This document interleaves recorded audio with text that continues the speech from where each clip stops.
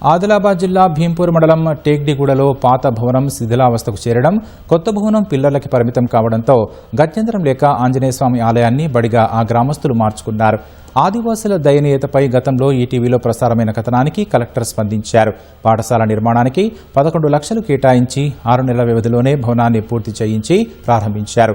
తమ పిల్లల సమస్యకు శాశ్వత పరిష్కారం చూపినందుకు గ్రామ ప్రజలంతా సంప్రదాయ రీతిలో కలెక్టర్కు ఘన స్వాగతంతో సన్మానించి ప్రత్యేక ధన్యవాదాలు తెలిపారు. పిల్లలను చదివించి ప్రయోజకులను చేయాలని తల్లిదండ్రులకు ఆయన సూచించారు. మనం పిల్లలకి ఇంటికాడ కూడా వారు ఎవరైతే సిఆర్పి కానీ టీచర్ కానీ హోంవర్క్ కూడా ఇస్తున్నారో ఆ హోంవర్క్ కూడా చేయడానికి కొంత పిల్లలకి మనం పుష్ చేయాలి. మనం ఒకవేళ చైన్లు పనికి పంపిస్తే లేదు వేరే ఎక్కడైనా తీసుకొని వెళ్తే మళ్ళీ వాళ్ళు విద్య నుంచి దూరం అవుతారు.